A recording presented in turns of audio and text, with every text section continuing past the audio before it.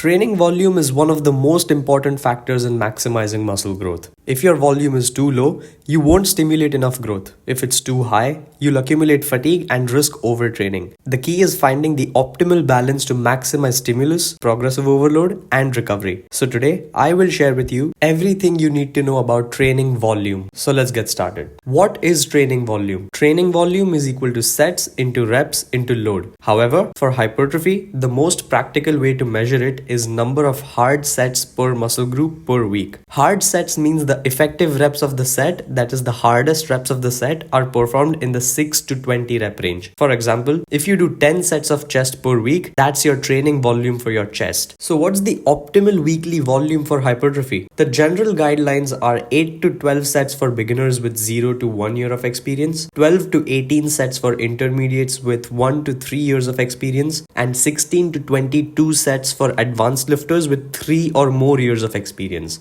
And remember, the years I just mentioned refer to consistent hard work and a relatively good diet. The key principle here is that more is not always better. If your recovery is poor, increasing volume can in fact reduce hypertrophy instead of enhancing it. And quality over quantity always. Focus on hard sets taken close to failure rather than just increasing the total volume. It's much easier to do 100 reps with 5 kgs than 10 reps with 25 kgs. More volume doesn't mean more gain.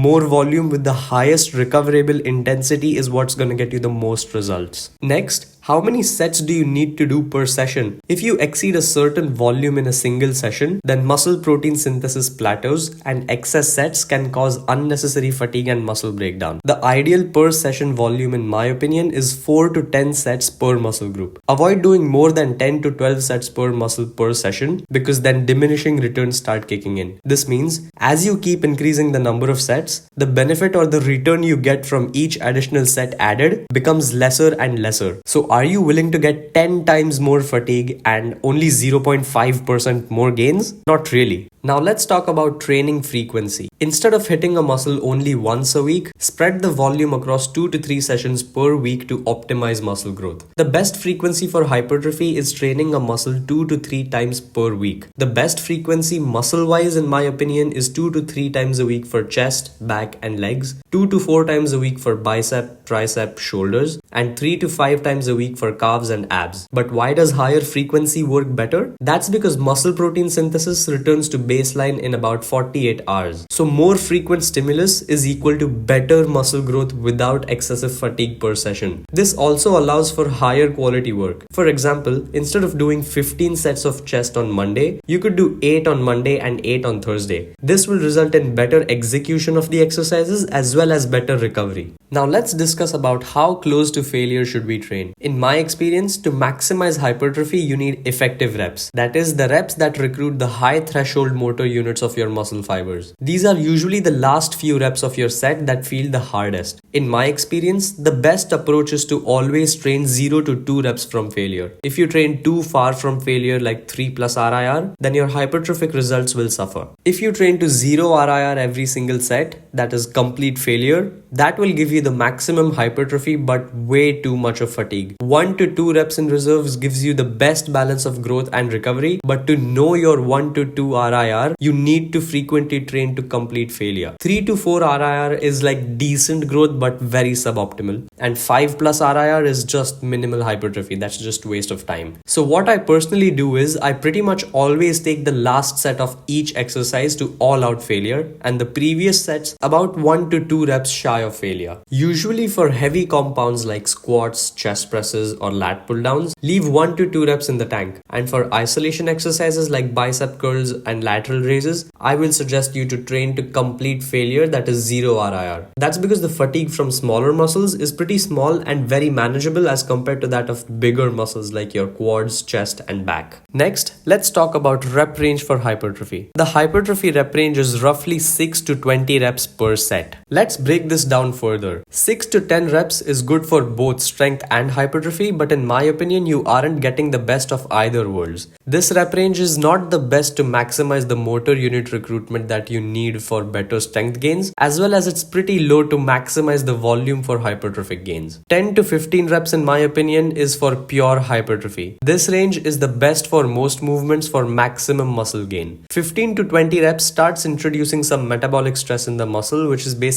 the burning sensation that you feel. I feel this rep range is best for isolation exercises like calf raises, leg extensions, lateral raises. However, avoid excessive low rep training between 1 to 5 reps for hypertrophy. It's good for strength, but it generates lesser overall muscle growth because there are fewer effective reps per set as compared to slightly higher rep ranges. Plus, your per set volume remains on the lower side of the spectrum. The next one is going to be exercise selection and variations. Each muscle group should have at least 2 to 4 different exercises to train it effectively. The best approach for most of y'all watching this will be to do compound lifts like chest press, squats or lat pull downs first, and isolation movements like bicep curls or tricep extensions later. I suggest use a mix of different angles and movement patterns. For example, for chest, do at least one heavy pressing movement and one fly movement. For back, at least one vertical pulling movement and one horizontal pulling movement. I personally have started doing one isolation movement for the back additionally because the back is a very big muscle group which I don't think can be targeted by just 2 compound movements effectively. For example, for my chest, I do a total of 14 to 16 weekly sets. On my first push day, I do incline dumbbell press of 6 to 10 reps for 4 sets and machine chest flies of 8 to 12 reps for 4 sets. And on my second push day, I do machine press of 10 to 12 reps for 4 sets and incline dumbbell flies of 15 to 20 reps for 3 to 4 sets. And yes, you can do the same exercises on both the days. I did that myself up until now and just recently started having 2 different workouts because I wanted to switch things up a bit. Now let's move on to how to progress over time.